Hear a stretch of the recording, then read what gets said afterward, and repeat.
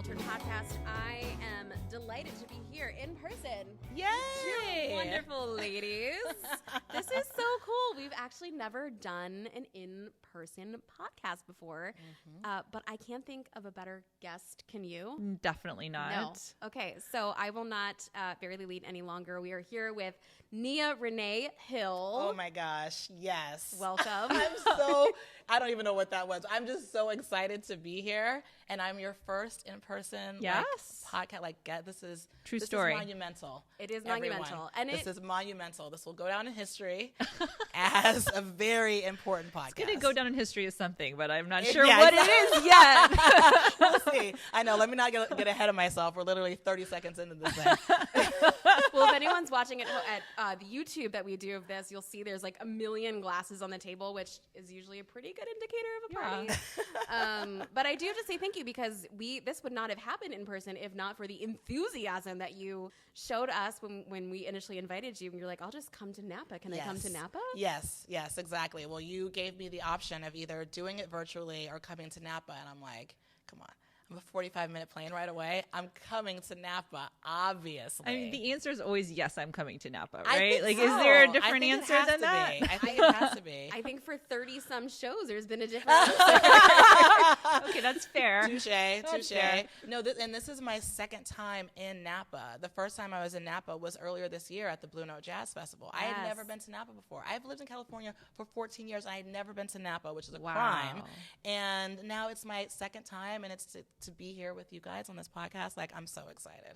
Thrilled. I'm so excited that you're here. It's really good to hear your voice and to see you in person, because I, for the last, 7 years, have been listening to you on your husband's podcast, Mr. Bill Burr. But you have been making huge waves on your own, doing your own thing, obviously for much longer than 7 years. Well, I don't know. I feel like, I was kind of like out of the game a little bit, like having kids. I had my daughter, then 3.5 years later I had my son. So I do feel like there was a period in time when it was just kind of like no one heard from me, and I've only recently started to do his podcast again. I've only done it like once recently. I think I took like a year or so off, but I'm back. And I'm ready to just annoy him on the podcast. It's my favorite thing to do in life and on the podcast. So, but anyway, thank you for saying that. You were always a breath of fresh air on the Monday morning podcast. Oh, thank you. Always a fan. But you've had a very long career before that. You've been in comedy for a long time as a writer, producer.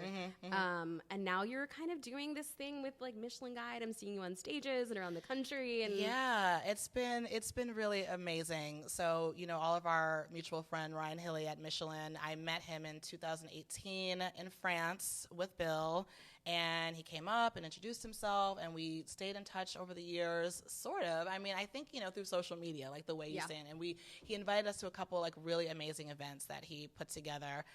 And then he just hit me up and he was like, I have this opportunity that I think will be perfect for you. And I was like, okay. And it was so much fun to host in Orlando for that Florida Revealed. It was like just to be there amongst the chefs in the restaurants and seeing them get the recognition and the honors. Like, it was just so fulfilling to me. Like, I was just so excited, like I was getting a star. You know what I mean? Like, and everyone was so supportive of each other, and the vibe was just really positive. So it was great. So I was happy to do it. I'm gonna do it again next month for the LA Reveal, and I'm so excited for that. We were just talking about my wardrobe options, because I don't know. I'm gonna have to show you guys a picture after the podcast, because I don't know if it's too much, but we'll see. In LA? I don't think it's ever too much in LA. That's also a very good point. That's a good point. Well, you are very busy. I can't thank you enough for being here, and I won't keep your glasses empty for that much longer. But Please. I will say, we're here talking today. This is an episode that I have wanted to do for a long time, because I think as a wine professional, I've learned along the way how to serve wine and decant wine and store wine through working at a restaurant.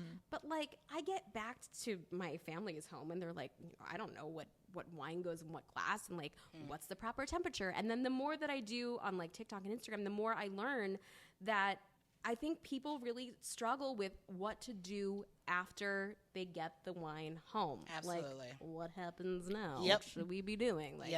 should I be putting it in the sunlight or should I like keep it in the shade? Like no one seems to know. And how long to put it in a decanter or some kind of vessel? Like how long is it supposed to breathe exactly? That I have no idea. Yeah. So. I think there's a lack of confidence by a lot of consumers as to what to do. So I'm excited too that we're doing this. Because wine is so fancy. Like I feel like people still think. I mean, listen, we have a variety. You know, I was no stranger to $2 Chuck in college. That was like, oh, let's have wine. It was always like the $2 Chuck. But I do feel like there's a certain level of fanciness or aspirational kind of energy to wine. Totally. You know, I think it's one thing to like go to the restaurant and get like a soda or water or an iced tea, but if you order a glass of wine, it's like, what kind of wine? Like, oh, you're drinking wine? So you know things about wine? To that I reply, no, but I enjoy drinking it. So I'm glad to be here too to learn about this stuff. I'm glad you are too. And I think one of the biggest misconceptions about wine is that you have to know about wine to drink wine. That's always kind of infuriated me, that there is this pretense and then there is this, you know, I think aspirational is one thing, but the pretense that's associated with wine has always frustrated me. I did not come from a wine drinking background. My parents weren't into wine. I didn't really drink it in college. And it really wasn't until later in life that I got into it. So it's become something that's really been a part of my life for a long, 10 years now, but I didn't grow up with it. So I'm still learning along the way. And I love helping people kind of get to a level where they feel comfortable and confident. So that's what we're going to do today. Love it. You feel good? I feel good. I'm about to feel a lot better. I have a feeling. She's like, this is the longest I've been in Napa Valley without wine. Please. Come on, let's bring this wine out.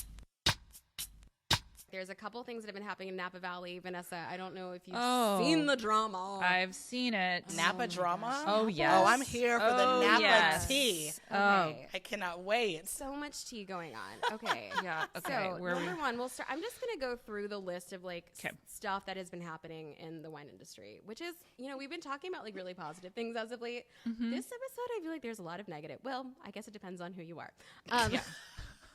The shade already. It's a shady wine podcast. I'm really in the right place. Come on, let it rip. Wait till you hear the stories. You'll understand. Okay. Yeah. Okay. So drama number one. You've heard of Sutter Home, I assume. Sure. Right. Big, fancy. I guess not fancy wine, but they sell a lot of wine, and therefore they are fancy. Famous. They have commercials. Yes. They do things, and so that's owned by the Trocaro family, and the scion of Sutter Home wine empire. This is like an episode of Succession already. No, for real. If only we had our own HBO show, it would be great. Arrested on suspicion of drug, gun, assault, and assault weapon crimes. Are you effing kidding me? Snap. What? He's a gangster. He's a wine gangster. So Carlo Trocaro has been arrested, which is not great news for Napa Valley. And then on top of that, Tuck Backstoffer has also just been in the news because he's being sued for $5 million for basically stealing money from the winery. Millions of dollars. Wait, who is this person? Yeah. So, okay, exactly. Okay, so another very famous name in the industry, the Beckstoffer name. So if you follow vineyards in Napa Valley, you will have heard of Andy Beckstoffer. He famously bought a bunch of land back in the 60s, owns some of the most heralded vineyards in Napa Valley. Tokelon, Dr. Crane, Las Piedras, George III. I mean, he is the guy that owns these vineyards. So he's got a son, Tuck Backstoffer, who started this winery and got some investment from outside sources, and then proceeded to allegedly, we'll say allegedly so I don't get sued, allegedly proceeded, according to this article, to basically steal from the winery. So steal money. And my favorite part of this article, this was great. So it alleged that he stole, I think, about $300,000 worth of things from the winery. Wow. One of which was a $60,000 John Deere tractor, which he claimed, this is great, he claimed burned in the 2017 glass fire, and then proceeded to post an Instagram photo of him and his son on said tractor with the caption Sunday Fun Day. Stop it. I cannot make this up. Oh my God. So What? he's dumb on top of all that. He thought he was really doing something, stealing all this like, But see, social media will be the undoing of all of us. People Steal better a be careful. steal a stapler or something, not the tractor. Also, yeah. I really need to know how he stole a tractor with no one knowing, as he's like going down the street like super casual, like, oh Yeah, fair I'll question. be right back, and they're like, okay, sure, no problem. Maybe. I don't know. Maybe the know. tractor never made it to the winery because I'm hearing. I think like it's also been alleged that like some things where maybe some Got it. paperwork was like some landscaping that was supposed to be for the winery actually happened at his home. So there's just these boys behaving badly in Napa Valley. What really irritates me the most is there's already a stigma about Napa Valley that we're all these like rich fancy people Yep. doing crazy things, spending all this money and overcharging people for wine, and then things like this come out and you're like, well, we're not exactly helping our case here. I think you guys should embrace the sexy, seedy underbelly of Napa. I think there's a way that we can how do we make this a more like intriguing shit I didn't know about the dangerous world of Seriously. wine and wine investors and stolen tractors and thoughtless Instagram posts. I'm just saying. Nia, I love that you're here for the rebrand. I'm here for the rebrand. I want like the bad boy, a Napa, or maybe like the bad girl. I don't know. I'm just saying. I feel like there's an 8-part Netflix like deep dive into this with you guys. As, Nia, you know people. Like I let's do make know this people. happen. Let's talk when we have dinner. Let's go over some ideas. Yes. Boys behaving badly in Napa Valley. So lots of crazy things happening there. I also want to give a little shout out to this is a non-Napa thing to the newly elected mayor of McMinnville in Oregon. Did you see this? I did not see this. Oh, Tell I me. love this.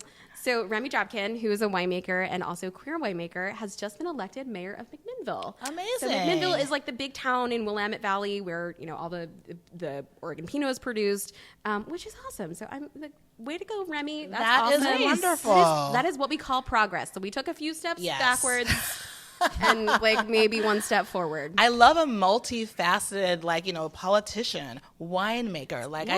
Wow. Yes. Incredible. All See, of those I'm things. telling you, there's so much colors and textures here. Yeah, So I'm coming back to Napa because this is too good. Well, if you want one more piece of tea, did you see about our friends at Southern Glaciers? Oh, I sure did. I did some real deep dive on this. I This is sure fascinating. did. Yeah. So, are you familiar with the 3-tier system here in the United States? No. Okay, so it's a real gem that we've got post-prohibition. So the 3-tier system basically ensures that the wineries have to go through a middleman in order to get your wine. So if you are in like the state of Arkansas, as a retailer, you have to buy through a distributor.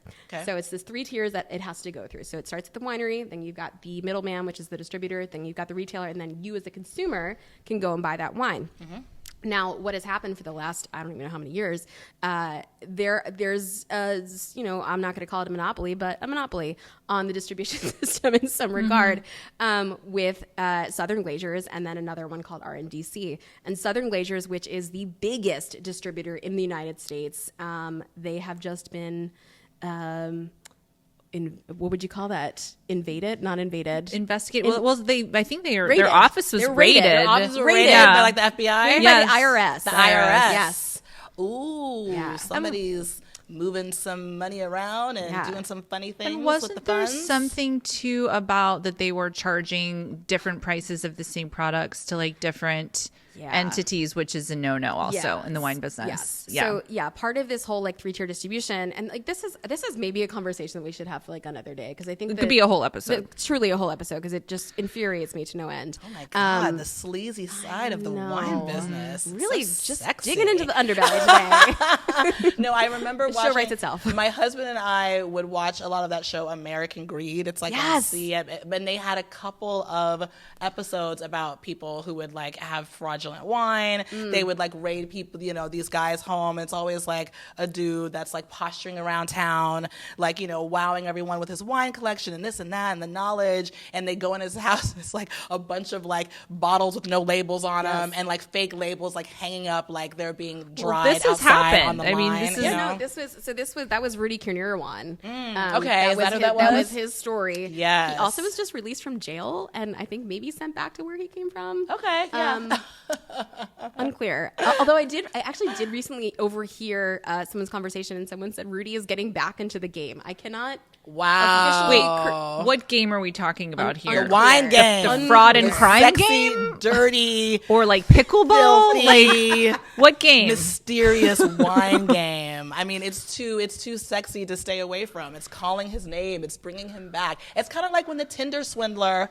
Did you guys watch that on Netflix? I love the Tinder swindler. It's like when his ass went back on like dating apps. It's like you just can't stay away from the apps. Yes, that's exactly what it's like. So- Well, speaking of pickleball, wouldn't you love to see a Wait, match what? of pickleball between Rudy Kernirawan and like Tuck Buckstoffer and Carla Trinchero? Doesn't that sound great? Yes. I think that sounds great. Let's make that Pickleball. happen. I've heard of pickleball. Yeah. What is that? Can you just tell me briefly? I'm what is 0% pickleball? athletic, but I think pickleball is some sort of like a racquetball situation. It's Oh, like okay. Yeah. sort of tennis, but it's not tennis. I don't know. You're not talking to two athletes here, so No, Right, you're asking the wrong gals, okay? Yeah, We're athletic when it comes to bad girls truffles of and the wine. podcast industry. Yes, very Who good. knew? Well, you Okay. didn't know that you were getting a concept for an 8-part miniseries. This but is a very inspiring we podcast are. for Now me. we're all- I don't know about you guys, but the ideas are flowing for me. Speaking of ideas are- flowing, when are we I drinking? know. I'm Speaking trying of- not to I be know, impatient I and be know. like a fiend because I'm really not a drinker like that, like we've talked about. But like I'm also just like, how am I just these empty? I know. It's sad to me. Well, because we need to show how this all happens. okay. So, I'll be patient. Be patient for like 30 more seconds because I have to remind everyone to like and subscribe and review this podcast. If you're listening or you're watching or whatever you're doing, it really helps us. Give us a rating, give us a review, and then potentially what could happen is the following. We will read said review like I'm about to do right now, which is from Tyler ONG, who said, "Loved the NDA wine episode." Me too. Did you like that one? Yes. I do too. I bought NDA wines from Wine Access over the past years, but haven't tasted them yet. I'm excited to give them a try after learning more about how NDA wines come to be. Great episode. Cool. Thanks, Look at Tyler. that. Thank Look at us you. doing the good things. Yay. Good Stats job, for us. Thank you so girls. much. And of course, if you're listening to this podcast and you're not watching it or vice versa, this is available in multiple formats, so you can watch it and listen. Without any further ado, Nia, for God's sakes, let's get you some wine. We're going to kick it off with wine storage, but I think in order to talk about that, we have to open this champagne, which is potentially at like the kind of right temperature. Yeah, it's a little warmer than I had intended. I'm not going to lie. It was a long drive. We are in a temperature controlled setting, correct? Because we've got Oh, this. You know, it's a good point. We haven't pointed out, and that's on me. So we're actually here at the Dakota Shy Winery right now, which One of my faves. One of my faves as well. And It's we've had so beautiful. Isn't it beautiful? It's so beautiful. I And recommend this place nicest often. people. So this is champagne. Champagne should be served a little on the colder side for a couple of reasons. One of which you may or may not know, which is the colder you get a champagne, the less likely it is to pop out of the bottle.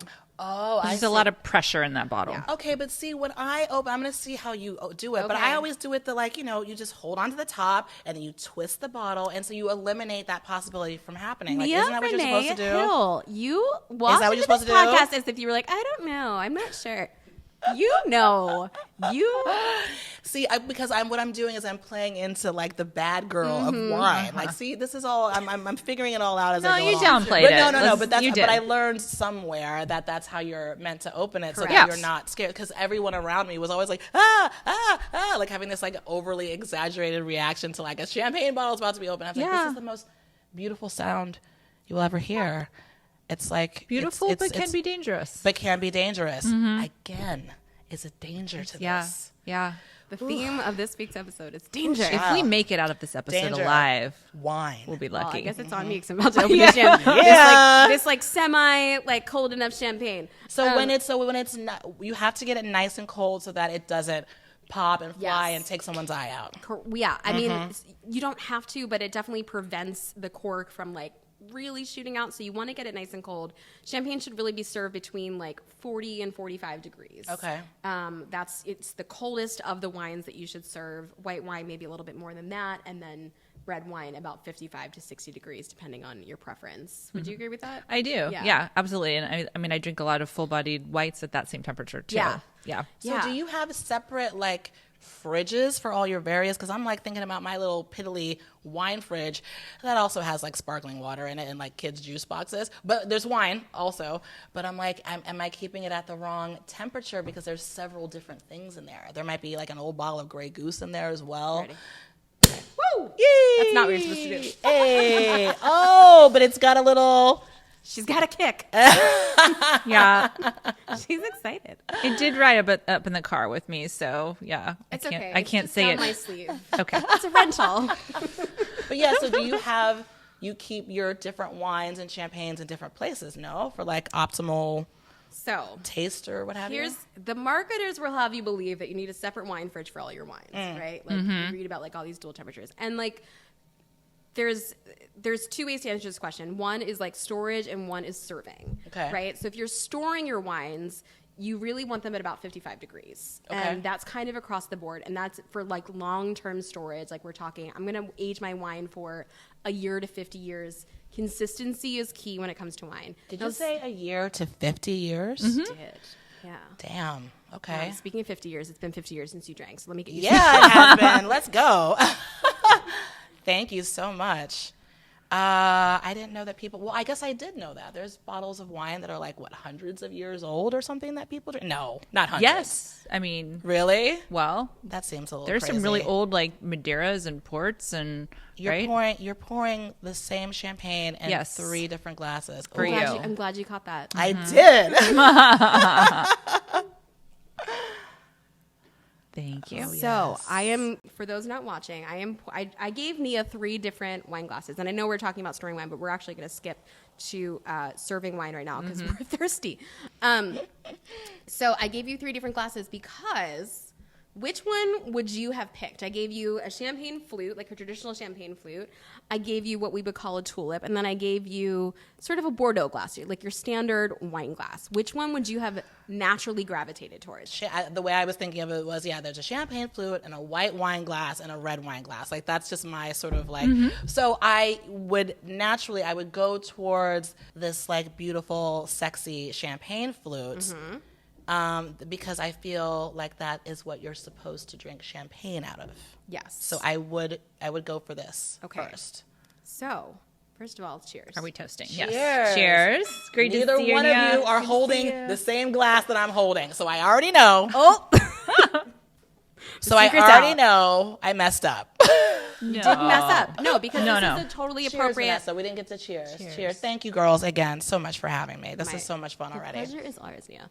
So you didn't mess up. In fact, the champagne flute is a totally appropriate glass for champagne. The issue with the champagne flute is that it doesn't offer much in the way of aroma or taste. So great to see your bubbles, but you can't, like when you're talking about really great champagne, you want a little bit more room for that champagne to kind of move around. Okay. And so a white wine glass or even something like, this is sort of an in-between here. This is like a tulip glass. I Here, can't let me commit. get with the program and Is get more the right one. preferable to a champagne flute. So I always tell people, if you're drinking a sparkling wine that's more than like $30, don't use a champagne flute. You've kind of wasted your money otherwise. So if you're drinking Dom, like please put it in a white wine glass because you're not going to get the full effects of that. The champagne flute was really designed to showcase the bubbles. It wasn't designed to showcase So you the can see actual it. wine. So it's aesthetics. It's not, but it's not like really practical. So what are we putting in it instead? Like the mimosas, the Kir Mimosas. Royales. Exactly. Yeah. So great for like prosecco, celebratory things, toasting. But in terms of like actual enjoyment of wine, if you're spending money on champagne,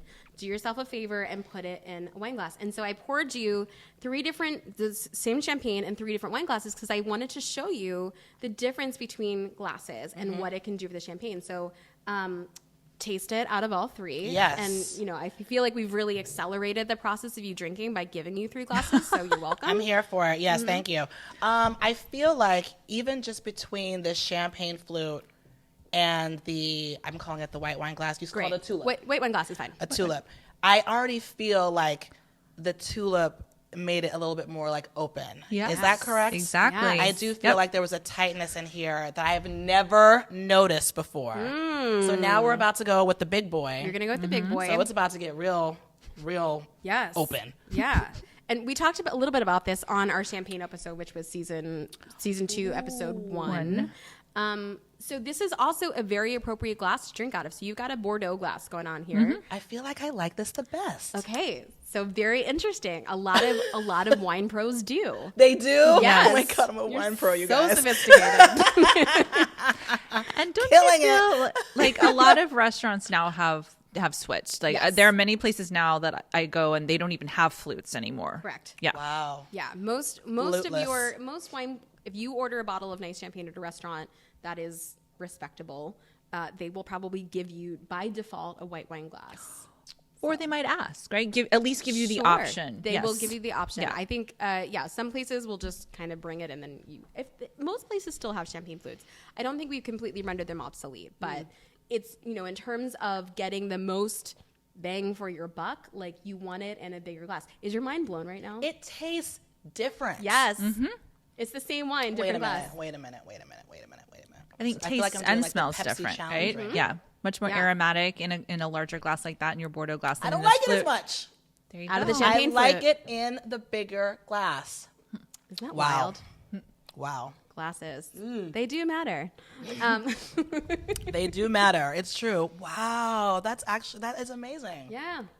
I love So it. there you go. So now you've experienced the wonders of how to adjust your glasses to adjust your wine. So a lot of people who don't really like a wine, like, so I hear this all the time. We're like, oh, I didn't like the wine. Change the glass.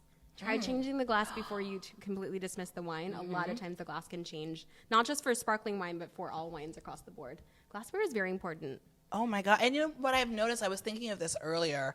When you go to European countries, oftentimes they'll give you wine in just like a very simple little like a drinking glass. tumbler. Like a little tumbler, exactly. They're not doing like the big, and I've often wondered if that changes anything or if there's a reason for it or if it's just like maybe an economic thing or...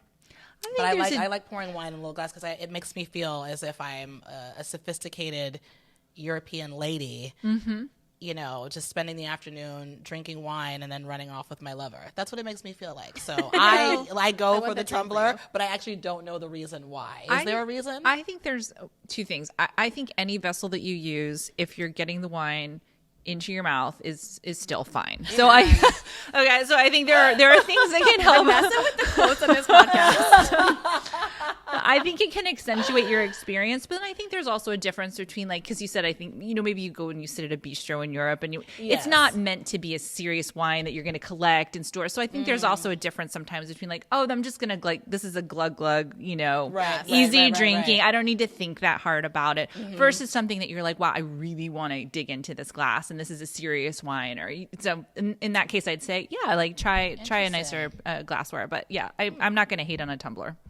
But Me I like neither. what you said earlier. Like you said, if you don't like the wine, like try a different glass. Like that's so. I've never heard that before, and I feel like I have a lot of people in my life that are like, I don't really like wine, and I think for a minute there, I had a similar feeling where I just wasn't like connecting to it. I didn't really know the differences. When my husband was drinking, we would drink Barolo because now that's a very rich, full-bodied wine. Am I correct? It's a very intense wine. Very intense. Yes. And so, but we really loved it. But at the end of the day, my preference for wines are usually like a little bit easy, like more drinkable. And I like, if it's not a glass of champagne or rosé or sparkling rosé, I tend to want like a lighter kind of wine. I don't know how we got on this topic. I don't know, but you said rambling. that you like Barolo, and I was like, oh, that tracks. I was like, he's kind Why? of because like Barolos like kind of like an angry wine on the outside, but very soft on the inside. Oh my God! Wait, like, can we please talk about wine personalities? I know we're talking about the vessels. You said like Vanessa said vessel, whatever vessel you choose. And like I kind of got a little tingle. I was like, oh, I like the way she said that. 2 sips in, and I'm already lit.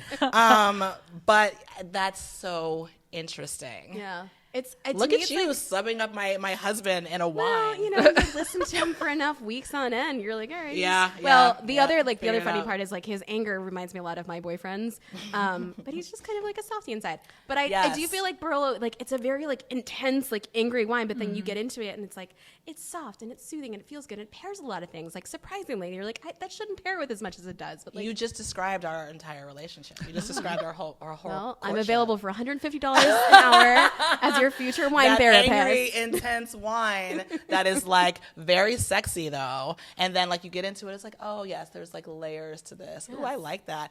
Part of what I enjoy so much about champagne is the bubbles, and I feel like I don't have them anymore.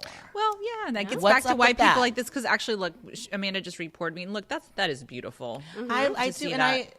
I'm not gonna say that it's flat, but where are my bubbles? They do dissipate faster in a there. bigger glass. Aha! The drawback. So Let's yes, talk about the but, cons. okay, so here's the thing: there is a drawback, but what I will say is that, and we've talked about this in our other episode. We talked about decanting champagne. We did, right? So you may not know this. So you can decant champagne, and the reason you would do that is just sort of, you said it was more open, right? So it would be to open it up, to flesh it out a little bit, to allow those bubbles to dissipate, because CO2 is a weak acid. Okay. So if you let that CO2 go by the wayside, you actually allow that wine to open up and get a little bit more textured. So if you're trying to pair a champagne with a dish that has a little bit more richness, you can decant it or put it in a bigger glass so that it can match that richness of the dish. Ooh. Yeah.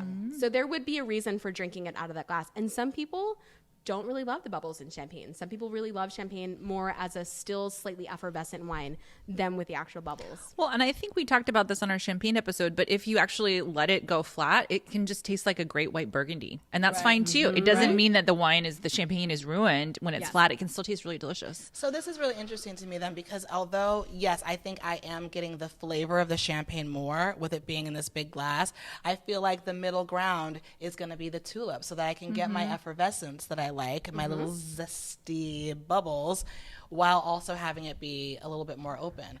I feel like I very rarely would drink champagne with a meal. I don't know why. It doesn't feel like a meal. You just haven't spent enough time with us. You guys that's just the look really problem. sad. Like, you poor thing. That you hurts. don't know the joys of Yeah. drinking champagne with I a guess meal. I know what we're drinking with dinner tonight. Yeah, please put me on. Okay, all right. So this is good to know. I'm still gonna drink it, but yeah, is it just me or the bubbles gone? No, the bubbles have definitely you're right. dissipated, and that is a drawback. Womp womp. If you love the bubbles, that is a drawback. So it's something to know when you're serving champagne. You know, the Bordeaux glass is lovely, but I do think when you're serving champagne, the tulip glass in general is the superior glass. That's what I use at home. Fair enough. And Fair I think so I'm using the Riedel over on this side. We've got the Riedel Veloce series, and this is the Sauvignon Blanc glass. Although to me it looks like a tulip. It definitely looks like a tulip to me. Yes. So whatever, Riedel. The first time I ever heard of Riedel, sorry, it's a little fly. Yeah.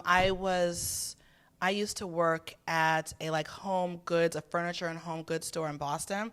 I went to Emerson for college. I'm from Boston originally, and I grew up in Atlanta, but I went back to Boston for college, and I worked in it, and they had Riedel glasses, and I had never heard of them before, and they just looked so fancy, but they were just like so light and just like delicate and pretty, and I had all these thoughts in my mind. I'm like, I'm gonna have every single like wine glass, because I just thought it was like the height of fanciness and sophistication. And how do you feel now?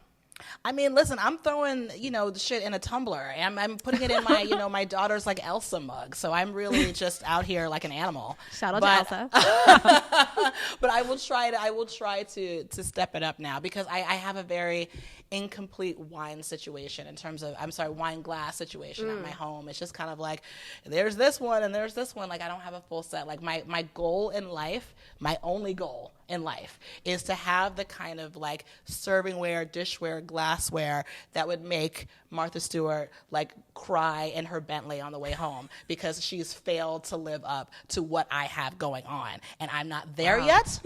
And I need you guys to help me to get there. I need you to come to LA and just like assess my shit, and then we're gonna do a whole wine glass makeover. Okay. Another show idea. I'm very Thank into you. all of this. Yes. Why don't we have that? That is a reality TV show for sure. Pimp my wine cellar. Pimp my. Wait, can Oh we cheers to God. that? Yes. I'm sorry, Yes. that was good. Cheers. That was good. Cheers, Cheers, my yeah. dear. Excellent. God, we are crushing all of these TV show ideas. Crushing it.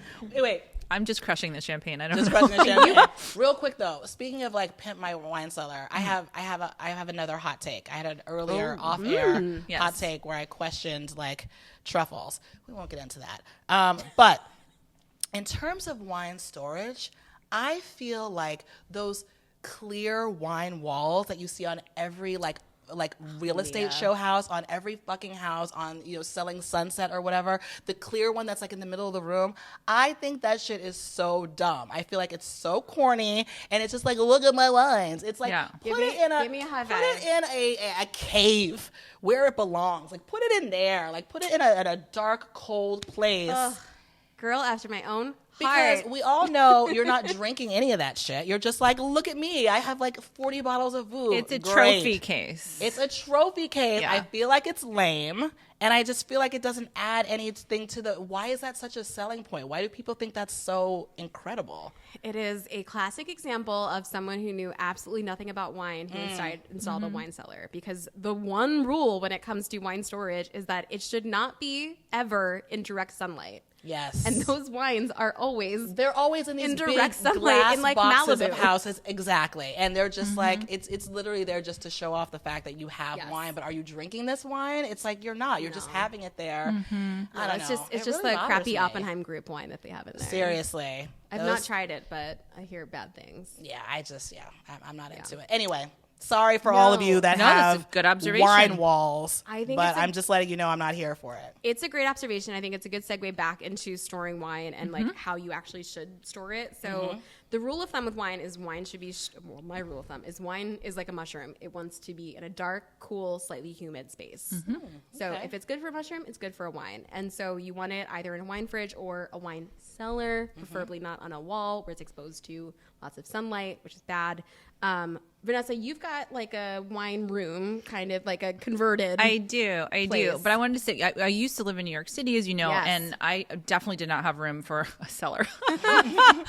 I mean, Barely have room for your shoes. Yeah. Yes. So when I was there, I used to just put my wine in like my closet was the furthest away from the radiator, and if you've had a radiator in New York, you often don't get to control when it turns on and off, right? You walk in the apartment and constantly. it's 150 degrees. Exactly. You go from like the Arctic chill Yeah. of like walking down the street from the subway into the sauna. It's like, will I ever be comfortable in the city? Exactly. Will I ever be comfortable? It's always trying to kick you out. Yes, truly. Yeah. So the best I could do is I put it all the way across the room in my closet, like at the bottom, because it's dark. It's the darkest place I could think. So I was missing humidity, but this is when I was like, just getting into wine and all that. But so I have at my house, because I don't have a cellar or a basement, but I have a whole bedroom that I've converted into a wine room. So it has its own. Get out of here. No, it has. Most girls are like, this bedroom is my closet. This is for my shoes. Yeah, Right, no. This is for my wine. This is for wine. So it has its own separate air conditioning units. We can stay cold. It can stay humid. But yes, this is what I've done. I Good love for that. I love that you. for you. It's the 100%. I love it for you too. It's the dedication to it that I'm really impressed by. It's the taking up of precious real estate where some address could be hung in order to have that wine needs to understand how beloved it is in your life. But I think you bring up a good point, and I think for those who don't have the space, I don't have the space personally, the closet storage hack is great. And the other thing that I always tell people is like when your wine arrives, especially if it's like from Wine Access, it often comes in like the styrofoam, right? Which is very insulating. So just leave it in that box. Leave it in. Don't take it out. Leave it in that box. Where were you 2 weeks ago when I got that box and I just took it out and I was like, wee, and then just stuck it? Where'd you put it? Okay, so I put it. That was an interesting pause. I have a pantry. And I put it in the pantry. Now, when we moved into this house, the pantry had the little holes where you stick the bottles of wine in. So that's already filled with stuff that I don't even really know what it is. So the Wine Access wines are like on the counter. So so they're in the pantry. Okay, I'm not gonna storage shame you. Please don't. I won't. I won't be able to take it. I'll never be able to show my face in Napa again. There's no shaming on this podcast ever. No, so it's out of direct sunlight, which is great. So it's underneath like the microwave. I mean, less ideal, but fine. Okay, so the kitchen is kind of like, for me at least, I don't know, how much do you cook? Is the stove going a bit? I don't cook that much. Okay. Let's just say. So most, for people who use their kitchens. Yes. The kitchen does get used. For people, most of the time that kitchen is kind of like changing temperatures a lot, right? The oven's going on, it's heating up, it's cooling down. One of the other things that wine really hates is a change in temperature. Yep. So let's say that you can get your room down to 55, but it's going to swing up to 75. Your best bet is to find a consistent temperature versus the lowest temperature. So a room that is, or a place where it's going to stay, even if it's 75, a room even if it's a little warm. Even, as long as it's not like 90. Yeah. I'm okay with it. I 100% agree with you. I think even if it's not ideal temperature, if it's stable temperature, it's better. Yes. I think you're exactly right. Yeah. Yeah. So, which is why like the styrofoam box in a closet, in a basement somewhere, that's the ideal place. Like you want to keep the wine as cool as you can, but as consistent as you can. Like that's I thought ideal. I was meant to have it out and show it off, a la a wine wall on, Selling Sunset. Am I not meant to like display it like, behold? You are impressive enough. Okay. Okay. You're Look right. at you. You're so Thanks, right. Vanessa. Well played. Yeah, no, that's the styrofoam or whatever it is, the storage that it came in is in a recycling plant in Irvine by now. So that's it. Unless you can send I me guess home we'll with just have to some. send you another box. I guess you'll just have to, and I can store it correctly, and I will put it on Instagram so I can show that I've learned something here. I mean, I've already learned so much, but all right. Yeah. Good to know. So there's a styrofoam box. There's a separate room, and then there's of course wine fridges. Which I will say, I feel like the wine fridge situation is not a great one. Like I was home at my parents' house, and they've got 2 wine fridges. No wine fits in those wine fridges. None. Yeah, They're I wrong, think they're the wrong designed, size for every bottle. They're designed poorly. Absolutely. don't understand I would agree it. with that. And I think that's probably why, in addition to the fact that I don't drink that much wine, I think that's why it's mostly like sparkling water. And like, organic Capri Suns because a or Gerolsteiner whatever. is all that fits in there.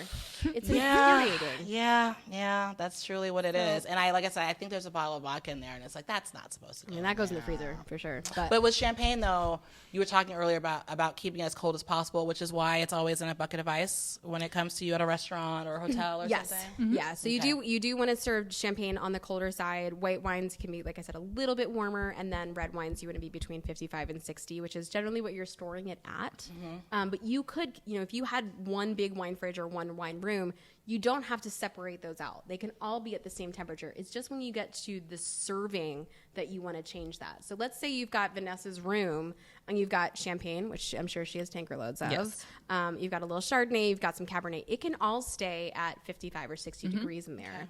When you want to serve that, just yank that champagne out and put it in the freezer for 20 minutes or in the fridge for an hour. It is okay to put champagne in the freezer for a little bit. For a little bit. Yeah, it'll explode if you leave it too long, but yeah. Just don't forget it. Set a timer. Yeah, set a timer. Set a timer. Yeah. Okay, so I'm just making notes for my husband for when I go back and I demand the larger house. So it needs a wine room, we're saying? A wine room. I mean, ideally. Okay, good.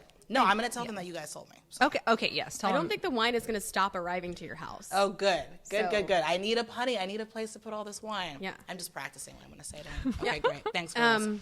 Okay, so we've covered how to store wine, serving wine. We've covered glasses to some extent. Although I will say, like, you talked about getting beautiful glasses that would make Martha Stewart cry. I think we can set you on that path by just setting you up with like to me there's like 3 glasses that you need, right? You could start with just an all-purpose glass, which is just like your white wine glass, but a Bordeaux, a Burgundy, and a white wine glass. That's kind of all you need. Everything else is sort of superfluous. Like, God bless Riedel, but like I don't need a Viognier glass. They have a lot of glasses. A lot. Like That's I what do I not learned need one for every when I was- variety. like so many glasses. So many. You need And to then know, you have the stemless glasses. you need a room as just well. for your glasses. You Yeah, need if a wine you're- room and a glass room. Oh, okay. Yeah. I'm just mentally adding that to the list. Glass room. Yeah. Why so many? I think because they've just Because people will buy them? Yeah. I That think part. they've just run out of things to do. I think they're bored. Truly, like if you look at any restaurant, most restaurants will have those 3 types of glasses: a white wine glass, a Burgundy glass, a Bordeaux glass. In your Bordeaux glass goes all of your Bordeaux varieties. So Is that this? That's that. And we're gonna drink one in a second. So Yay. it's your Cabernet Sauvignon, Cabernet Franc, Merlot, Petit Syrah, Malbec. Those are what. So and also, I don't know if you noticed. So this is a Bordeaux bottle, right? So it's this like vertical The bottle. shape, yeah. The shape of the bottle tends to mimic the glass that it's going to go in. So I'm going to show you this. So this is a Burgundy glass right here. It's a little fatter base, right? So fatter at the bottom, then it sort of tapers off at the top. I love the shape of that glass. Yes. That's very appealing. Every time I see a glass like that, I just like it. I think I like the bottom heaviness of it. Because this is where your Barolo goes in. Right. And I think it also like reminds me of myself. Just like a bottom heavy yet elegant person. So I'm drawn to it. I like it. I mean, I don't know how elegant I am, but I'm definitely bottom heavy. Yeah, Okay. narrow waist, low heels. I'm into it. Yes. For sure. So the burgundy glass is for all of your burgundy varietals. So Chardonnay, Pinot Noir, anything light-bodied red and full-bodied white is a burgundy glass. Okay. And it also mimics the shape of the bottle. Now we have a champagne bottle here, which is sort of burgundy-esque, but you'll see a burgundy bottle. So the bottles that your Pinot and your Chardonnay come in, they look different than this bottle here, which is your Bordeaux bottle. You'll notice they kind of flare out on the side. Oh. So the bottles do tend to mimic the glass. If you're ever confused about which glass you should use, look at the shape of the bottle. And then Vanessa, what are some of your favorite wine glass producers? Are you a I Regal like fan, Sophie or- and Vault Oh yeah, Sophie and Vault's good. a lot. I like Yeah. Gabriel glass too. And I like Riedel. I just don't need all of the Riedels. Right. Yeah. Yeah. How do we feel about stemless wine glasses? Ooh. So here's the deal. Those faces. I won't. When someone goes, after you ask them a question, it's not good. I won't say that I never use them because I do think that there are circumstances in which a stemless is great, right? If you're outside, it's a windy day, please don't bring a stem outside. You will have Sure. champagne to the face. Okay. Or elsewhere. So stemless is great in that regard. I also, you talked about the tumblers earlier. Mm-hmm. I am known in my family for refusing to put wine glasses on the table for big family dinners like at Thanksgiving and Christmas. Because Really? there's like 15 people, Yeah. and we're not washing wine glasses. It's not happening. And then you have like all the reaching across the table. Oh my gosh. So I know there's no wine glasses for that reason. I So thought I it's- was doing something by like putting all the different wine glasses that no one like cares about but me. Yeah. But maybe not, because like you said, we're reaching across and we're I'm a big fan of saving those. Like, you don't need a ton. Like, get 4 or however. Like, if you have 2 people over at a time, and it's you and whoever, I think 4 is a really nice amount. I think more than that, like, is again, like, you don't really need them for huge events. I'm a big fan of like the stemless, but I don't know, Vanessa, do you always use wine glasses?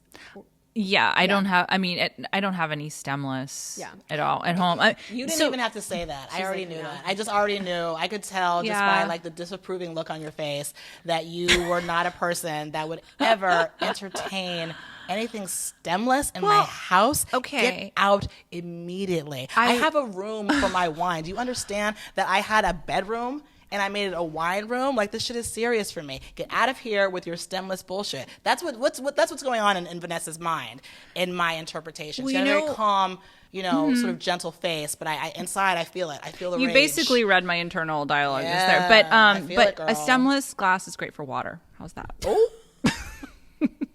Wow. Again, with the quotes. Shots fired. Stemless glass is great for water. Yeah. Well, it changes the temperature. So like there is a reason why these have a stem, right? Because if you have your hand wrapped around it, it's gonna change the temperature in And the glass. I did learn that Yeah. recently. You're not supposed to be like, "Hello, everyone," like, Right, and then you cupping it, have like, no you're choice supposed to if have it's it by stemless. the stem. Yeah. Pause off Like the you bowl. have some Right. sense. Yep. Like you were raised right. Like you went on a podcast and learned something. Got it. You're here. I got it. Keep your paws off the bowl. Use a stem, unless you're me at Thanksgiving, in which case, All of this shit goes out do the not window. trust these hooligans at the table. Amanda's house.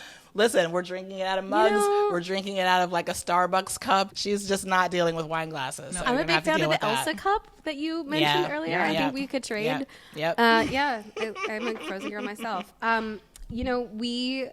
We have another bottle of red wine. I'm gonna get this open, but Vanessa, because this is a wine club wine that we've been drinking, I do think that we maybe could talk about the Jacques Laurent Brut that we've been enjoying out of our multiple glasses. For sure. So we love finding kind of small producers at Wine Access too. I mean, don't get me wrong, you'll find some of the well-known icon brands as well. But yeah, this is a smaller producer out of Champagne. Amanda has hinted, but I'm a Champagne fanatic. I love champagne Yeah. as well. Okay, Yeah. Yes. So love featuring this. We've had some other champagnes on the podcast as well, particularly on the first episode. But yeah, just great, lovely small producer. And then the Bordeaux as well. It's a Pauillac, right? Is that what we're drinking? 2005 Yes. Pauillac, yeah. Yes. So wonderful. Well, I think you're going to show how to open. But this is from the left bank of Bordeaux. Are you a Bordeaux fan? Yeah. I don't know. Okay. Let's find out. We're going to find out. I feel so like it. It's red, right? No, I knew that. I knew enough to know that it's red. But I don't know if I'm a Bordeaux fan. Well, we're going to find out. But so, Okay. do you like Cabernet Sauvignon, Merlot, Cabernet Franc? You like Napa wines, right? You like Napa? I do. I think, you know what? I'm really trying to think to the wine that our friend Ryan gave me that I had recently. I'm when sure I it's a came. Bordeaux then. I was like, Is I'm it? like Right, 'cause that's what I was gonna say. I feel 120% like sure it's a Bordeaux. And like when he's listening to it, he's gonna be like, "What are you talking about? You said you love the wine I gave you."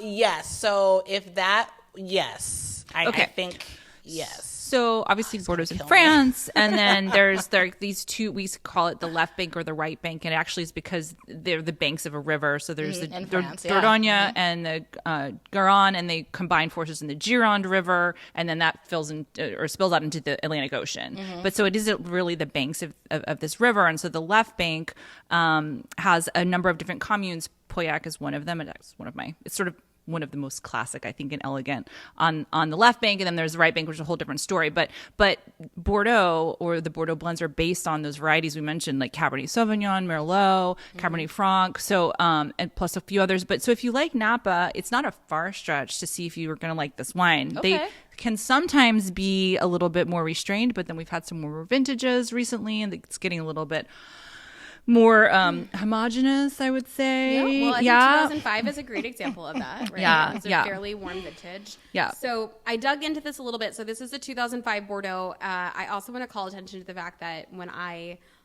unsheath the neck, so when I circumcise the top of it, it goes on the second lip, not the first lip. I think some people like to do it in the first lip. Most of your wine professionals will do it on the second lip. This is to prevent dripping. Just want to call that out. It looks cleaner too. It looks cleaner. I like it, and I just use a traditional standard waiter's wine key. Although this is a very expensive one, they should normally be like $10. This is like $500. Why? Somebody gave it to me. It's titanium. I don't know. Oh, That's very fancy. okay. You know, Okay, expensive wine key. I will say, so when I was on the floor as a somm and you pull a lot of corks, like it is really nice to have a nicely weighted. It's like a chef's knife, right? Like you want like a nicely weighted. We want to feel it.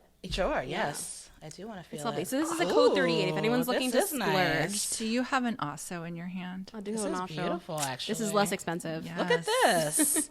Okay. Isn't that nice? Very nice. So this is like what you would call your waiter's wine key, but this is a very expensive version. I like the had the double thing- hinged ones, though. Is that double hinged? It's not, but Yeah. it's so well made that you actually don't need the double hinge. okay. Like it does. So you usually have the double hinge to give you a little bit more support as you're opening it. Yeah. But this guy is so good that like. Well, it if your feels- Is friend that who the gave it thing- to you has Yeah. a spare, I mean, I'd be happy to try that Sure, at home. yeah. Is Yeah. that the thing where you what's the thing where you stick it in there and turn, No, and then the the arms rabbit. Go, Oh, the rabbit. and Well, then you go, and then the cork shoots up, and you're like, pop. I have wine now. What's that called? that's The the rabbit. rabbit. And that's. It's just. Do you want to know that? It's the judgment for me. It's the complete disdain for anything remotely pedestrian when it comes to wine. It's not that it's pedestrian. You Okay. want to know why Napa, why wine has this issue, as you call it, this like, oh, everyone has this feeling about Napa. And it's like, I mean, I'm sorry, girls, but you are just giving like extreme. So, I mean, I'm here for it. But I mean, you're giving like extremely bougie behavior towards like a wine key. Girls, This is it's fair. a wine key. It's fair, but it opens the yeah, wine. but to be fair, this double hinge waiters is like $5.99. This is what I use at home. It's not fancy. I think my Okay. problem isn't actually with the people that are using them. It's with the companies that market them as if they're like the second coming of Christ. Yes, good point. What about the things that you put on a zzz, and it's like a little like mechanical? What about that? like- That's very fancy. To me, That's it's very, like whatever gets convenient. the cork out of the bottle is like it's fine. Like, Yeah. whatever you want. But I've just always felt like the waiter's wine key is so well designed. It's such a good product, and it's $10, and people overspend, and like that's what you're. It's And not it's the- quick. It's Right, really right, fast. right. It's Yeah. not, and like it also gives you more control, and like it's not the fact that someone is using it. It's the fact that someone feels like they don't have another option but to spend $50 in something that's completely unnecessary. And that to me is like wine gadgets in a nutshell. Good point. And Good point. but the thing is, for me, like I feel like I do need like some sort of like thing to help guide me, because the amount of times that I've gone to like decork or cork? Uncork. Uncork, yes, of course. Uncork a wine, and I'm pulling it out, and it doesn't even bring the cork out, and it's just cork flying everywhere. And I'm like, now what do I do? And I try to fish it out, and it's at the bottom of the thing, and then my whole night's ruined. So I feel like I need something that's like about to solve all of your problems right now. Yes. So this is called an Osso. So this is a 2005, which 17 years of age doesn't necessarily necessitate the use of an Osso, but certainly wines that are like 20 years and older. When you put this little worm, right, in the cork, a lot of times the cork will break. So instead, you use what's called an Osso, which is a double prong or two-prong wine opener. And basically what you do is just, it's got slightly uneven sides, right? Look at you can that. see, right? These are super cheap. They're like $10. You can get them on Amazon. So you put the longer side in first, and it goes between the cork and the neck of the bottle, and you just kind of slide it down between, and then you kind of pin the other side in the same spot, but on the other side. Okay. And then you kind of rock it back and forth like Ariana Grande and move it down. Side to side. Side to side. And you move it down so it's all the way flush, and then you twist up. And then it comes up in one piece. And so you that is amazing. So very clever. The cork breaking. Wow. So this Isn't is that how awesome? you open I love that. older bottles. I'm going to need that. $10, Amazon. I love Or it can be yours. Oh, I know where you're going with young this. bottles because it's TSA approved. I knew you So if were you're going. flying commercial, you can bring it on because I've lost so many corkscrews going through security because I always forget that it's in my bag. I mean, I don't really know anyone who has ever said that to me in my life. I've lost so many corkscrews Well, when you to travel TSA. to Italy as much as Vanessa does.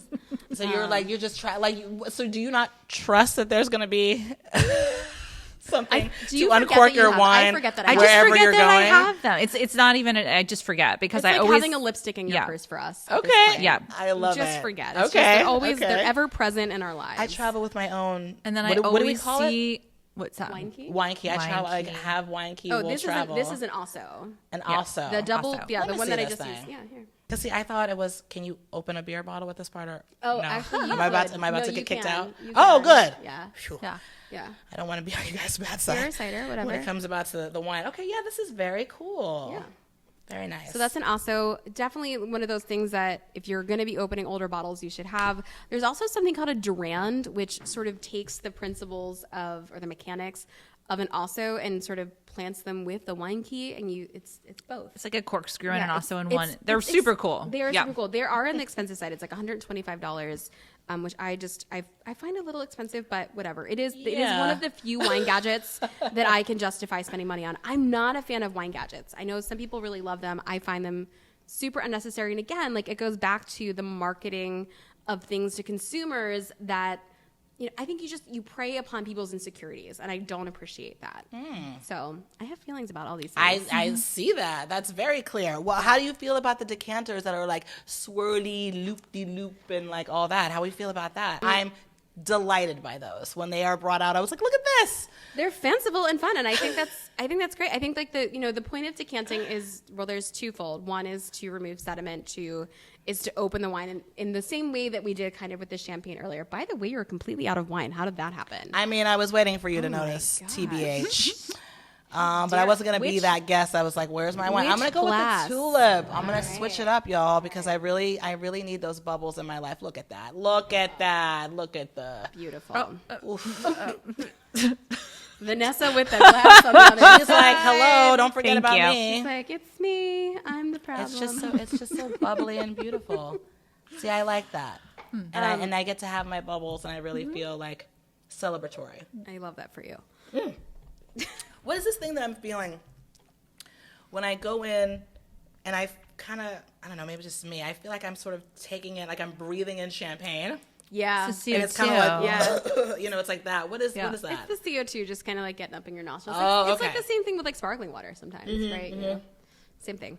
Not going to stop me. So speaking of decanters, we have a 2005, which means this wine is going to have sediment. So this is completely natural. It happens during the course of a wine's life. It's going to start throwing all of these particulates. And, you could eat them and chew them if you wanted, but it's disgusting. Why Yeah, would you? no. Why would you They're do kind that? of bitter and gritty. You They're don't need that. Yeah, no. So, Okay, that's what too you hardcore. do if you've got an older bottle of wine, and they can start throwing sediment as early as 3 to 5 years, depending on the wine, especially if it's been unfiltered. No pun intended. Wine puns, you guys. Wine puns. You know, anyway, so it can start throwing it pretty early, but definitely at 2005, 17 years of age, it's going to start throwing a little bit of sediment. And so there's two things you could do.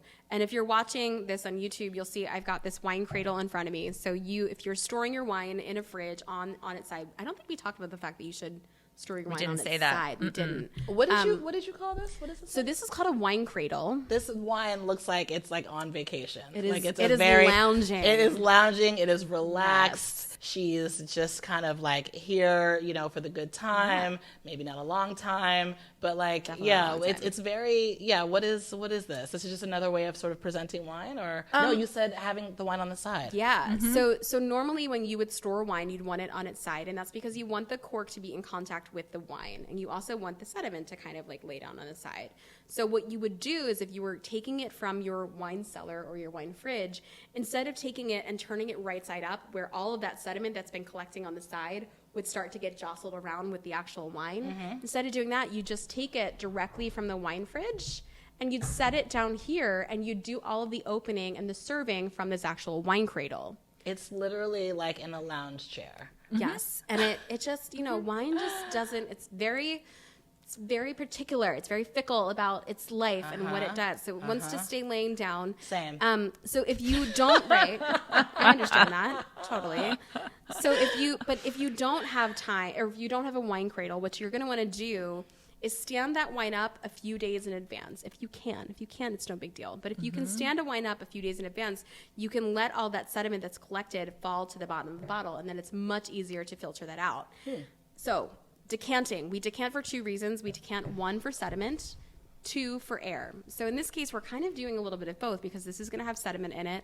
I'm guessing this wine was maybe in the car, so probably it was in the car. You know, probably had some movement, which is fine. That's a true statement. So for that reason, I brought with me, just in case, I brought a little filter. Oh, so look at that! You can use it. You can get a wine filter. You can use cheesecloth. And so what we're going to do is actually pour this wine through this filter into the decanter, and that's going to do two things. It's going to get rid of the sediment, because all that sediment is going to get caught in this like little mesh net thing right here, and then it's also going to allow this wine to open up a little bit. So I'm just going to take this, I'm going to pour it into the decanter. You don't want it to go too fast, and then it's going to open, and it's going to do lovely things. So air does a lot of things to wine. It releases aromas, it softens tannins, it allows the wine to breathe. The only problem with doing this is that there is no reverse button.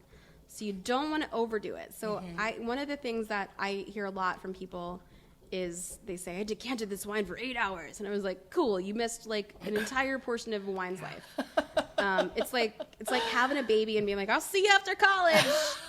Have fun. No, you have to stay there with it and nurture it and like love it. And exactly. Okay. Exactly. That was going to be my next question was, how long is too long?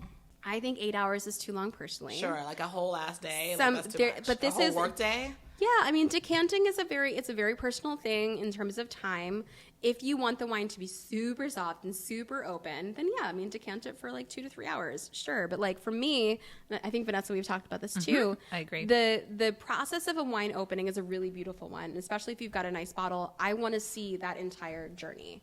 I don't want to miss a thing. Yeah. So I want to be there for it. So the way that I usually decide whether or not I'm going to decant a bottle in the first place, especially if it's younger, is I'll take a little bit of the wine, I'll pour it in the glass, I'll give it a little swirl, and then I'll let it sit for like 5 minutes. And if I like what the wine has done in that time, I'll decant the wine for maybe 20 to 30 minutes. Wait. Say that again. Okay. So if you put it in and you taste it after how long? So I take maybe 2 to 3 ounces, okay, and I put it in a wine glass, okay, yes, which is kind of the mini version of decanting. Right. I swirl it around, give it a little bit of air, kind of artificially, right? Yeah. And I'm testing it. I'm testing it to see what air is going to do to that small amount of wine, in the hopes that it's going to mimic what it's going to do to the entire bottle. Okay. So I'm going to do that in the glass. I'm going to go back to it, and if I like what it's done, then I might decant it for 20 to 30 minutes. That's the max that I go. Do you go more than that usually? No. Yeah. I'm similar. I decant right before I'm going to serve it, and then to your point, like maybe I'll try a little bit early, but no, because I don't want to miss anything. And this is for air too. Like I never decant for air, honestly, because like can serve as your aerator. You're decanting in your glass if you're talking about like serving a red wine. So this is what we're doing when we're at a restaurant and we're like swirling it around like me, and you're like pretending to know what you're doing, and like you're swirling it around, and you're and then you have a sip of it. Yep.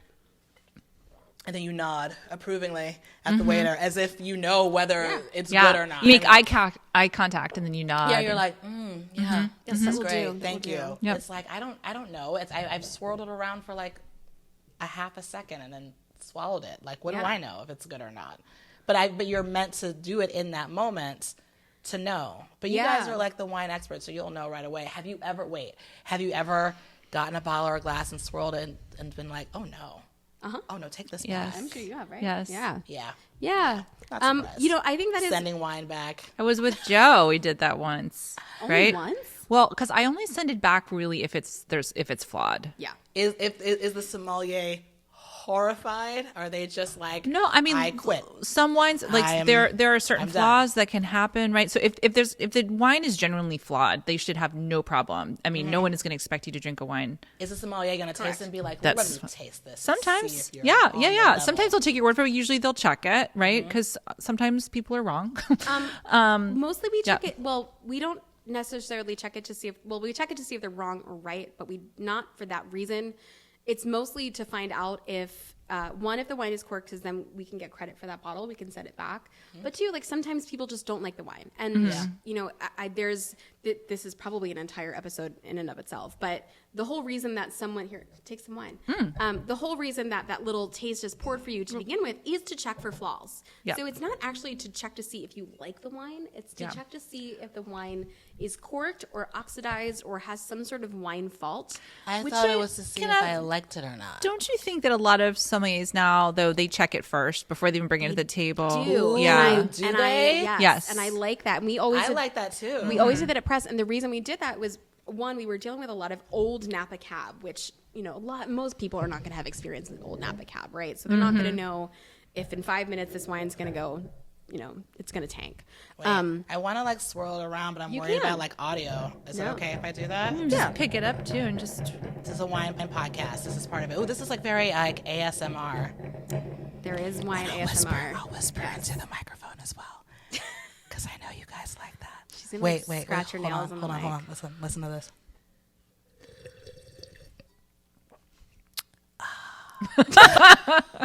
Oh shit, that's good. Wait, cheers, new wine. Cheers. I learned that from you guys. New wine. Cheers. Ryan would be so happy to hear that you like this wine. Ooh, this smells great. Yeah. It's yummy.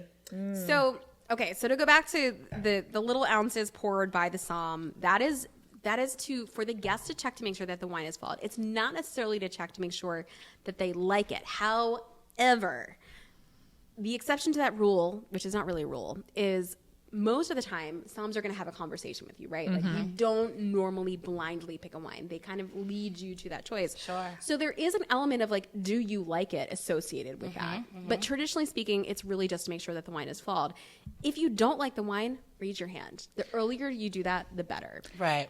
And so if you say like this wine isn't good, then yeah, the somm's probably going to check it. One, to make sure that like if the wine is corked, then get you the same bottle. But if it's not corked, they're not going to open the same bottle. They're going to try to figure out what it is you don't like about that wine. But what if it needs a minute to get to the place that I want it to be? Then the somm is probably good enough to figure that out. They say, why don't you give it a minute or so? Yes. And good taste somm it will again know. and let me know what you think before Yes. I bring you something else. Or No, change just the give it a glass second. or decant it. Right. Or Go give it a little quick bit more decant. air. Right. Exactly. Okay, Yeah. okay. There's a few things that you can do. And so that would be more why those somm would check it, not necessarily to be like, nope, you're wrong, continue to drink the wine. It's more to figure out like, how can we make this right for you and what exactly is going on? Okay. It's, you know what I mean? It's not necessarily like a gotcha moment. Yeah.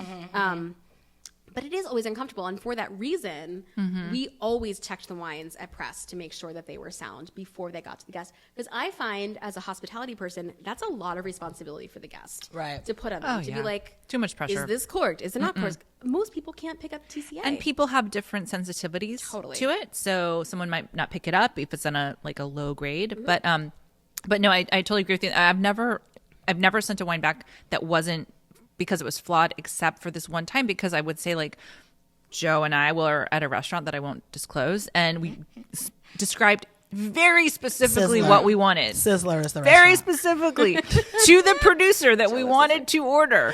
And he just was like, talked us out of it and really talked up this other wine and we should definitely try it. And it was completely not what we wanted. And so we sent it back and I didn't feel bad about that. I don't think you should. Yeah. I don't think there's anything wrong with that. And I think for anyone listening or watching, there's in that instance, absolutely nothing wrong. If you've been talked into a wine that did not live up to the expectations or is not what was sold to you, Yeah. absolutely say something. I mean, we're in the business of pleasing people, of hospitality. We don't want you to sit there with a bottle of wine that you hate. Like, let's make it right. Most of the time we can find a home for that wine. If you drank half the bottle, that's going to be a little hard to do, Yeah. right? So now- do it early. Yeah, I now feel empowered to be like, this is not up to my standards. Get it out of my face. Yes. And I'm gonna be like, Vanessa and Amanda taught me that. So and they'll be like, who is little that? softer? I'll be like, you obviously don't know anything about wine. But don't If you you- don't know who they are and you don't listen to the podcast, like, get out of here. I knew this wine was gonna be trash. The fact that you don't even know these girls, I'm really looking forward to that moment. I like that you've become like our advocate. Yeah. I am. Let me have great. some more of this. Please do. So yes, this is delicious. Yummy. This is from the Left Bank. You know, it's so interesting. 2005's. I remember. This is gonna sound so pretentious. I remember 5 years ago when they drank so different, but they really have like come a long way. Like they're kind of digging into that savory, It's beautiful. underbelly. Like I'm gonna use the word petrichor for a moment. What now? The Pet- who? It's called petrichor. This is a fun word for your vocabulary. It that you should sounds whip like a out. dinosaur, but It's not. okay. So petrichor is the smell of grass after it's rained. Grass after it's rained. Oh, I love that smell. Yeah, Yeah. that's petrichor. Really? Petrichor. Petrichor. Yeah. All right, I'm gonna use Just it put in it the in your- sense put it today. in your pocket, I will. whip it out. I will. Wait, can I just say though, this wine that we have, this Bordeaux, that's so beautiful. It wasn't decanted for very long. I mean, you just poured it and we just swirled it around and drank it, and it was already ready. It's delicious now, but I think what will be interesting is in 10, 15 minutes what it will taste like. And to me, watching that evolution is the beauty of wines like this. Yep. So when I came here for the first time for the Blue Note Jazz Festival, I had this wine that Ryan gave me, and he gave it to me, like, he sent it to us years ago, and it sat there, and it sat there, and it sat there, and I would look at it occasionally and be like, oh, yeah, there's that wine again, and it's, like, his favorite wine. I'm like, it's killing me that I don't know, like, the name of it, but maybe since you guys know him, you've had it before because it's his favorite. So I was sort of like, when am I going to have this wine? I kind of forget about it, et cetera, et cetera. So since we were in contact again, since I did the Florida reveal and I was coming to Napa with my girlfriend, I was like, you know what? I'm going to bring this bottle of wine because she loves wine. I can't wait for her to hear or watch this podcast, actually, because she'll really get a kick out of it. She knows so much about wine. And I was like, you know what? She'll appreciate this wine. So I brought it. We were trying to figure out how we're going to have this wine. Are we just going to drink it in the room? Da-da-da. Ended up bringing it to the Charter Oak. Yeah. Great Girl, spot. let me tell you something. They decanted that wine. I ordered a burger, and I wasn't sure if it was like the right thing to order because, again, there's that whole feeling of like, am I doing the right thing? Because wine seems so like fancy and, the stuff that I don't know about, So I was texting him, and I was like, don't get mad. I'm like ordering a burger. He was like, no, that's perfect. Just don't have anything spicy. So I was like, all right, cool. They decant this wine. I guess maybe it's 20 minutes or so, whatever.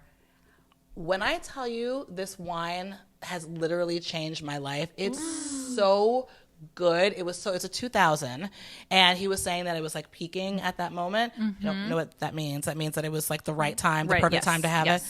Oh my God, it was so beautiful. And it was like exactly the kind of red wine that I like, where it's not so heavy and intense, but it's like light and drinkable. And it paired with this burger like you wouldn't believe. It was truly perfect. You know what we call that? What? Your epiphany bottle. It was my epiphany bottle. It totally, and I think that was the thing. And it was literally just a few months ago. It was, in the summertime, whenever the festival was. I really didn't know, and like I said, I would enjoy wine, and whenever people would suggest, I'm like, sure, of course, love champagne, love rosé, but this wine, and either way, and I told him this, I was like, if I hate it, I'm going to lie and tell him that I love it, because I know how much it means to him, but if I love it, even better, and it turns out I absolutely loved it. So it really was this like mind-blowing moment of like, wow, this is really what wine can be, because I think I was just sort of like playing around before and I didn't really know. Yeah. So yeah. I think we're both sitting here very jealous. Yes. Because neither of us have an epiphany bottle. Wait, what? Yeah. How do you mean? You did not get to this stage in your life where it's like, when it comes to certain wine keys and you don't have an epiphany bottle. It doesn't mean we don't love wine or have bottles that we are very passionate but about. You haven't had.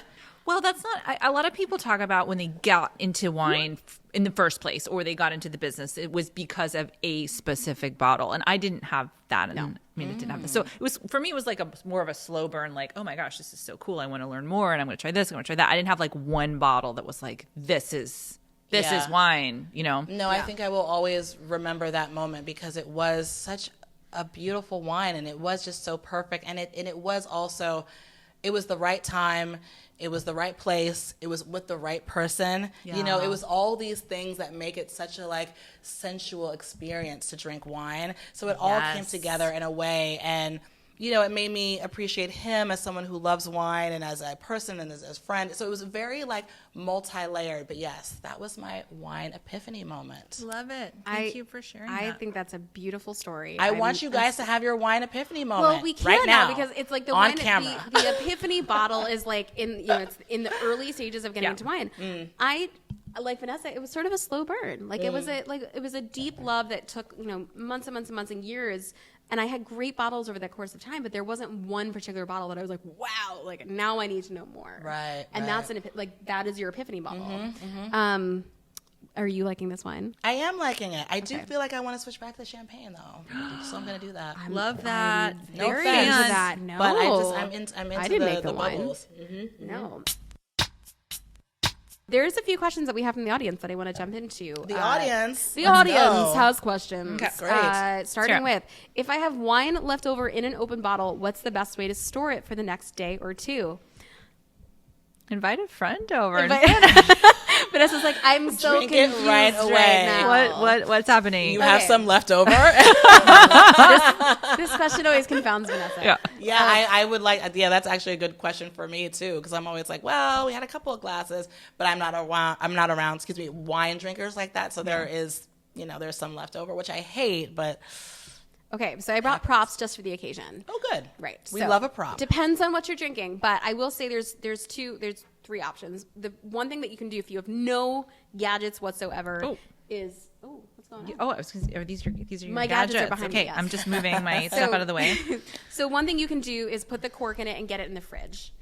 So basically what's happening, your wine goes bad through a process of oxidation. Oxidation is a chemical reaction. We can slow chemical reactions by cooling them down. So you put it in the fridge. It will extend the life of your wine for a little while. So just put the cork back in. That's the simplest, easiest, don't need to buy anything solution. Second solution is something called a repour. These are great. Here, I'm showing them on camera, but this is the repour wine savers. I love these. These just go in the top of your wine. They sort of absorb the oxygen from the top of the bottle, allegedly also from within. It's a stopper? Yeah. So the inside, it looks like a silica gel, like you would find in like beef jerky. And that will extend your wine's life by a few weeks. The other option that you could get, and it does take a little bit of forethought, is getting a Coravin system. And I think Coravin has changed the game for a lot of wine people. In fact, if you're someone that wants to drink great wine at home, like it sounds like you do, but you don't want to drink the whole bottle, a Coravin is a great option. So you've got a few different options for that. You've got like the pivot system here, which means you're going to actually pull the cork out of the bottle. You're going to replace it with their own like stopper. And in this here is something called argon. So it's argon gas. It's a neutral gas. It's heavier than oxygen. It's going to replace the wine that's poured out of it. And then it's going to keep the wine fresh. So it's going to prevent any oxygen from hitting the wine. So this is the pivot system. The more sophisticated system is their original system. So a surgical grade needle. Grief. Yeah, actually goes through the top of, here, let's see if I can, here it goes. It's going to go through, so you can see the needle here. Okay. It's going to clamp onto the actual bottle, and then the needle's going to go into the actual cork. Okay. And so you're never going to take the cork out like we just did. And it's going to pull the wine out using a pressurized system. Again, it's going to be replaced with oxygen, but it's going to keep it fresh for months to even years. Really? Yeah. But you still have to have it in a temperature-controlled environment, ideally. Yeah. The fridge is fine. You can put it in your fridge. Okay, if it will take because we talked about how wine fridges are often not like designed the greatest, and that thing on top, I mean, it's creating bulkiness. No. This comes right off. Oh, so all you're going to be left with is the wine and the cork, and the cork is. So you're recorking. You're not even uncorking. It doesn't. The cork never comes out. The cork never leaves. Yeah. So this surgical needle goes inside of the cork. It pulls out right the wine. Through. Yep. And then it replaces it with argon, like simultaneously. Give me this thing. Yeah. I came into this being like, they're going to talk about decanters and gadgets, and I'm just going to be like, whatever you say. But I'm genuinely fascinated by this whole thing. They also make one for champagne. Again, Did they? Something Vanessa's very unfamiliar with. It's a very different system, so you're actually going to pull the cork out of that one. I feel like I'm going to break this. Let me stop. I'm going to put it down. Well, send me a new one. It's fine. I'm going to put that down and pick this up. So they also make a champagne version of that. It's a very different system, but a giant bouchon goes on the top of this. This is a CO2 injector. A giant what goes on top of it? What was that word you just said? Bouchon. Bouchon? Like the restaurant? Yes. In exactly. Yorkville? Is that what it's called up here? Yountville. Yountville. Yorkville? Yes. What is that? Yountville. Sorry. Yeah. Bouchon. Love your restaurant. Yeah. This is a very giant version of a bouchon. Is that what they're named after? Yes. It's the hat, right? Yeah. It's the The chef's I always thought it was named bouchon after the is? champagne cork. I don't know. Well, I don't know. Let's call Thomas. Okay. We're gonna find out. Someone has his number, right? Hey, dummy. Very casual. So those are your options. Let's just call Thomas. Like, you guys are like, I'm in bougie heaven right now. Somebody call Thomas. Yeah, I don't actually have his number. No, I don't. I do not have his number. We don't For the have a line record. to Thomas. We don't. Question number 2 I'm is gonna tag him when I post about this, and he'll be like, "Actually, ladies, it's PR person. Is it super not classy to just pull a foil off of a bottle instead of cutting it? foil." A foil. So the so just yanking it. I actually have no issue with this. I have no issue. Use your teeth. Get dirty. Yeah, the only thing that Get I always grimy. not offensive Get that real. I find just doesn't work is like when some people just put the whole use the rabbit and just stick it through the foil. No. Take the foil off. I have to be honest some with way. you. You keep saying the rabbit, and I think you're talking about the vibrator. I know you are. I see it in your face every time it happens. I'm like, hee. I know. My mind Did goes. we say this was a wine podcast? We're talking about the wine. Oh, but yes. The tool to uncork. Yes. Not the vibrator. No, different But you can podcasts Google for a different day. Mm-hmm. Different people, perhaps. I'm not sure. So yeah, no, I have no issue with that. Is it not classy? Like, no. Would I do it at a restaurant? Absolutely not. But if you're at home, like, Yeah, who cares? unsheath it. I don't care. Do what you got to do. If you're at home, but don't do it in public, you barbarian. Well, no, it's just like if you're at a restaurant and a som does that, like, maybe don't order the $100 bottle. You know, Okay. maybe the $20 bottle. Period. When I have dinner parties, should I be serving my guests or have them pour their own wine? Oh, that's a good question. Also, should I keep my white wines in the fridge during the party or in a tabletop wine chiller? This is a multifaceted question. Yeah. It depends on the party. I am a big fan of serving my guests. I always want to make, even though I've done a terrible job at doing that for you today, I do like to make sure that everyone is poured appropriately. How do you feel about that? You I probably think it depends post on more the than I do. guest, right? Because Yeah. I agree. I really like to make people feel welcome and be hospitable and serve them. But then there are certain friends that I've known so long that it's just like, country rules, like serve yourself. I'm not pouring your wine for you. What is the appropriate amount of wine to pour? Because I've never seen anyone pour like a full glass, maybe of champagne or something.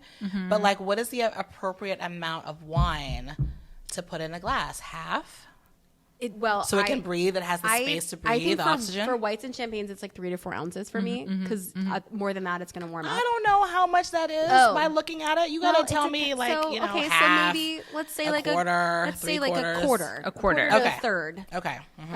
Is appropriate. Half is I think okay for red wine, but for white wine, which is going to warm up a little bit faster. And it makes it hard to, if you do want to swirl it, the fuller the glass is going to end up like on your lap. Or, you put your nose in the glass, it's going to go right up your nose. Right. Yeah. If you were to fill to the top, that's called a country club pour. We don't do that. A country club pour. Country Yes. club. Get that money's worth. Get on that golf course. Make those deals happen, honey. Yes. Very good. In terms of keeping it in the fridge, I think tabletop wine chiller or just out on the table is fine. That's fine. Yeah. Tabletop wine chiller. Yeah. So this is some Or sort just of on the table. device. Or just on the or table. give it a lounge chair. Give it a hammock. give it The wine cradle. Give it a place to just kind Yeah. of like relax itself and like So versatile. let go of the day. Yeah. Treat it nicely. Is it weird if I serve my red wines first before white wines? No. Nope. There's no order. Totally fine. The order is whatever you want it to be. Yeah. Should I warm up my wine glass with my hands if it's too cold? Sure. I think so. Yeah. Yeah, I'm okay I do with that. Wait, huh? So Like if this you're- wine glass is too cold. Let me just Well, sometimes whites can be nudge it in so my the little colder. wine drinking hands and warm it up so it's appropriate for like. How do I? Come on now. How do I know whether it's like it's this wine is too? Well, if I'm you guys, I Well, would know immediately. I think sometimes white wine can be too cold. So like if you pour your white wine and the glass frosts up, it's probably too cold, right? So Okay. like so you can. I've done this. I like will cup it in my exactly what I told you not to do with the stemless Yes. glass. I do that. So I'll put like both Okay. of my hands around and kind of swirl around, try to warm it up because if it's that cold, it's really going to be muted. You're not going to get the full experience of the aromas and the flavors when it's that cold. Okay, that's good to know because I love like during the summer like a cold white wine and some like oysters like that's. But you know what? If that's what you like, then do it. I think this person was saying if I think it's too cold, is it wrong to do that? Right? Yeah. But drink it the way No, you like. Drink it the temperature you like. I think it's really fine. Like Vanessa said, it's like a martini, right? You shake it super, super cold so you're not really tasting the vodka, right? Is that the idea behind the shaking of it? Well, and it gets more viscous, but yeah. I don't know what that word means. Like the liquid gets thicker. Okay. Like so if you put vodka in the freezer, it like if you pour it, like you'll notice like it pours a little slower. Yes. So it gets more viscous, but it's also because it mutes the flavor. So the colder you get a wine, the less you're going to taste it. So if you have You can drink more of it. that too. Got If it. you have a crappy wine, get it cold.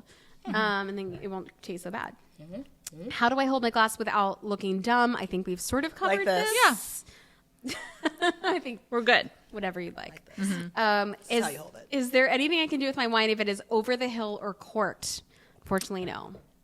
As a person over 40, I'm offended by that question. Noted.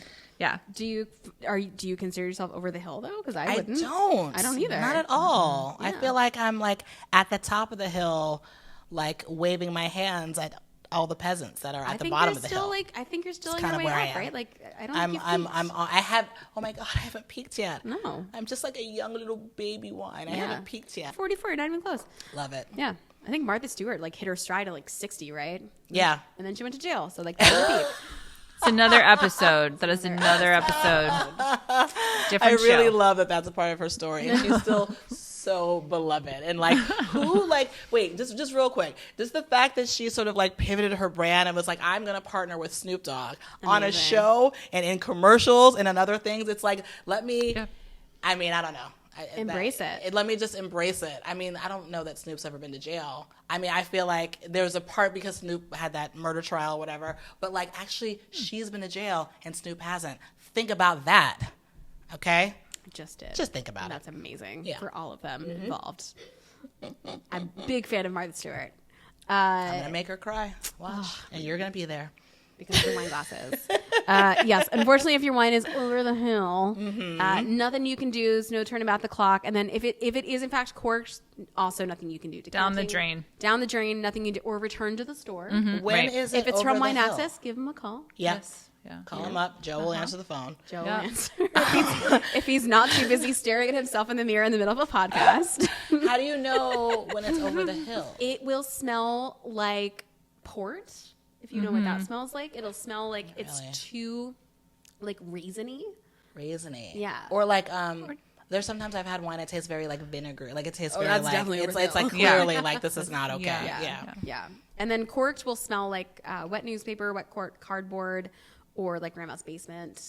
Any other telltale signs of like over the hill or corked? No, I think sometimes over the hill too, and some people this is like a rabbit hole because some people like really old wines. Yep. But I think if there's no fruit left, if it's just all savory, sometimes that's considered over the hill. But again, I know some people who like wines like that. So yeah, but usually like as a wine ages, the fruit starts to recede, the fruit character, and these more earthy notes will emerge. And if it's just all earth and there's no fruit, usually it's like, it's probably you've waited too long. On that note, you drank most of your champagne. Vanessa is pretty much out. I'm mostly out, which means it's time for dinner. So if you are drinking at home and you're not out of your champagne, that means that we maybe didn't do a great job. So we'll have to try harder. I don't know. Or maybe that's guys, on them. we killed I don't think this that's on podcast. us. We killed this podcast. Don't worry We about killed it. it. We killed it. Hopefully, for those of you who are part of the Wine Access Unfiltered Wine Club, you loved the Jacques Laurent champagne that was in your club this shipment. We are having so much fun with that, Vanessa and I, on Slack. Go back and forth about what are we going to send this month. So if you're not part of that, please do join. It's super fun. We select the wines. It's stuff that we drink all the time. Yep. So if you like what we drink, then you'll like what's in the box. Also, just a reminder, like, subscribe, review. It's a thing. I'll say it again. And as always, thank you so much for being with us wherever you are, whether that's on Spotify or Apple or on YouTube. And a very, very special thanks to Miss Nia Renee Hill for being here. Did you have fun? I had the best time. Thank you so much. Thank you guys so Thank much. you. This was amazing. This Thank was you. so This was fun. really fun. All right. Well, cheers to everybody. This Cheers. podcast is produced by Chappie Cottrell and hosted by Yes. myself and Vanessa Conlon. See y'all next time. Cheers. Cheers.